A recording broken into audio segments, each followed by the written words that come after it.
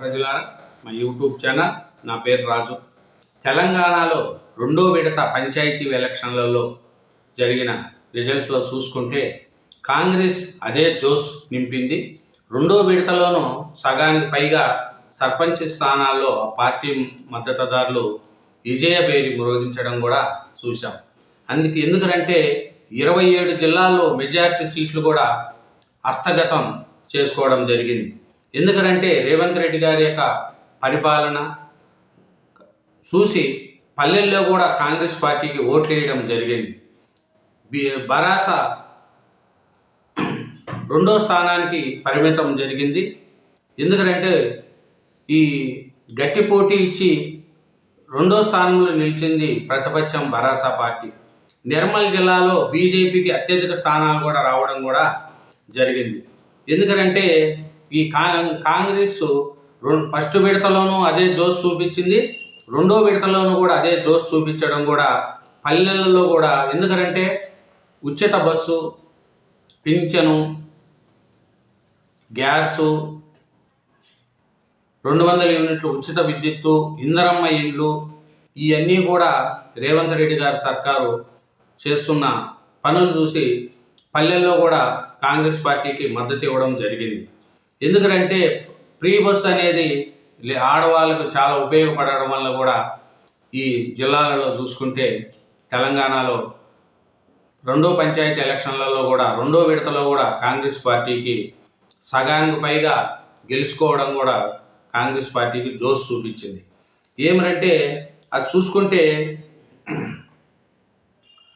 మనం 27 జిల్లాల్లో కాంగ్రెస్ మంచి ప్రభావం చూపించింది.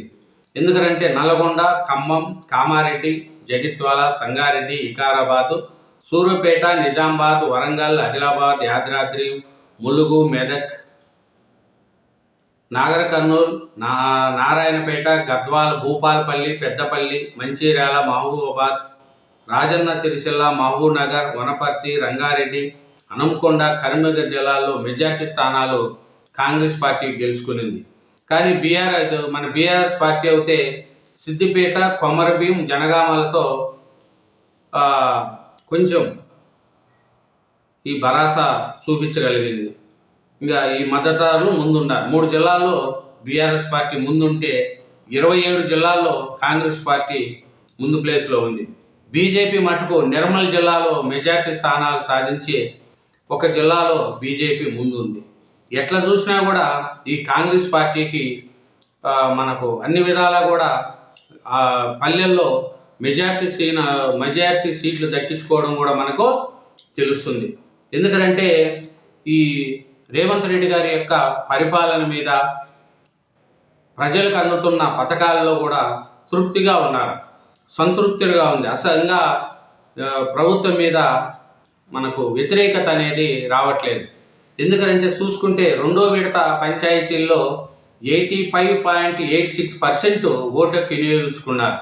ఎంత అంటే 46,70,972 మంది. భువనగిరిలో అత్యధికంగా 91.72 మంది ఓటుకు వినియోగించుకున్నారు. ఇంకా చూసుకుంటా పోతే ఇంక మూడో విడత 17న మూడో విడత ఎన్నికలు కూడా ఉన్నాయి. ఇంక 20వ తారీఖున గెలిచిన వాళ్ళకు మనకు ప్రమాణ స్వీకారం కూడా జరుగుతుంది. కాబట్టి రెండో విడతలోనూ కాంగ్రెస్ పార్టీకి తిరుగులేదు, సగానికి పైగా సీట్లు గెలుచుకోవడంలో అస్తం హావా చూపించింది అనేది కూడా మనకు తెలుస్తుంది. బీఆర్ఎస్కి అయితే 25% పైగా సీట్లు రావడం, సిద్దిపేటలో టాప్ గేర్లో ఉంది కారు. మంచి కాంగ్రెస్ మించి సీట్లు వచ్చినాయి సిద్దిపేటలో. 3 మినహా అన్ని జిల్లాల్లోనూ ఎన్నికంజే బీఆర్ఎస్. మలి విడతలోనూ పుంజుకొని బీజేపీ కేవలం 6% స్థానాల్లో సరితే. రెండో విడతలో 415 స్థానాలు ఏకీగ్రీవం కూడా అయినాయనేది కూడా మనకు తెలుస్తుంది. ఇంకా చూసుకుంటే అస్తంకు తిరుగులేదు అనేది కూడా ఇంకోసారి మనకు రెండో విడతలోనూ రుజువు చూపించారు తెలంగాణ పట్టణం, తెలంగాణ గ్రామ ప్రజలు.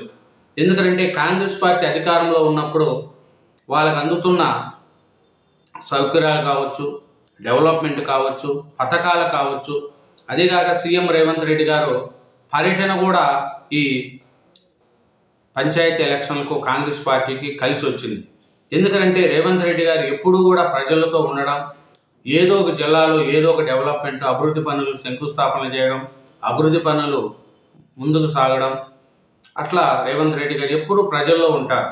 ఇది కూడా మన ప్రజలకు కలిసి వచ్చింది.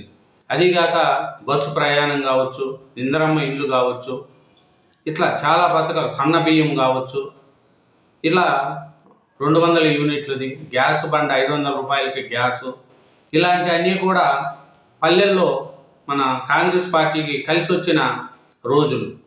దీనివల్ల రెండో విడతలోనూ కాంగ్రెస్కు సగానికి పైగా సీట్లు గెలుచుకోవడం కూడా జరిగింది. తొలి విడతలో కాంగ్రెస్కు 2426 వచ్చితే బీఆర్ఎస్కు 1155, బీజేపీకి 199, సిపిఐకి 24, సిపిఎంకి 24, స్వాతంత్రం మొత్తము 395 + 7 మొత్తం 4230 సీట్లకు గాను కాంగ్రెస్ పార్టీ సగానికి పైన సీట్లు గెలుచుకునింది.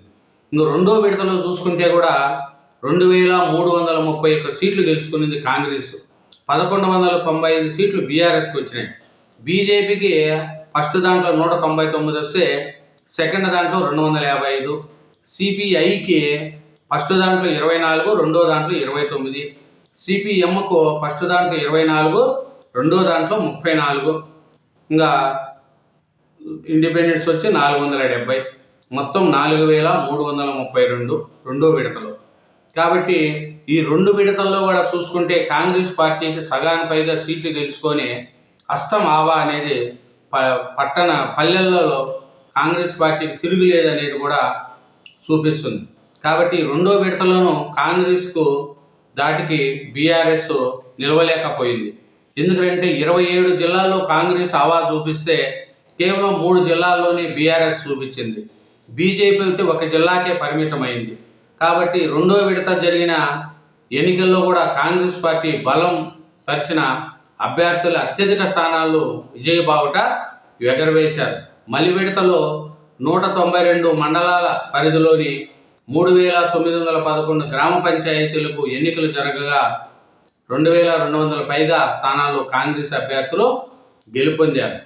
ఎందుకంటే రెండో విడతలోనూ కాంగ్రెస్ సగానికి పైగా సీట్లు వచ్చింది. అస్తముకు తిరుగు లేదనేది కూడా ఇంకో రెండో విడతలోనూ చూపించింది. ఇది రేవంత్ రెడ్డి గారి యొక్క పరిపాలన, పల్లెలలో కాంగ్రెస్ పార్టీ మీద ఉన్న అభిమానం కూడా చూపించింది. ఎందుకంటే ఇందిరమ్మ ఇల్లు కావచ్చు, ప్రజా యొక్క సంక్షేమ పథకాలు ప్రజల్లో అందడం కూడా ఇది కలిసి వచ్చింది. ఇంకొకటి ఏమిటంటే కేసీఆర్ గారు యాక్టివ్గా లేకపోవడం కూడా కాంగ్రెస్ పార్టీకి కలిసి వచ్చింది. కాబట్టి కేసీఆర్ గారు యాక్టివ్ అయితే ఏమన్నా బీఆర్ఎస్కు కొంచెం కలిసి వస్తుందేమో తప్ప కేసీఆర్ గారు బయట రాకపోవడం అది కూడా చూపిస్తుంది. కేటీఆర్ గారు ఓవర్ కాంపరేటివ్గా మాట్లాడడం అది కూడా ప్రజల్లో కొంచెం వ్యతిరేకత అనేది చూపించింది. రేవంత్ రెడ్డి గారి పాలన చూసి కూడా ప్రజలు చాలామంది పల్లెల్లో ఓట్లు వేయడం కూడా జరిగింది. ఇదేనండి రెండో విడతలోనూ అస్తం ఆవా జరిగింది అనడానికి ఇది. Thank you very much. ఛానల్ని సబ్స్క్రైబ్ చేయండి, నా వీడియోను లైక్ చేయండి.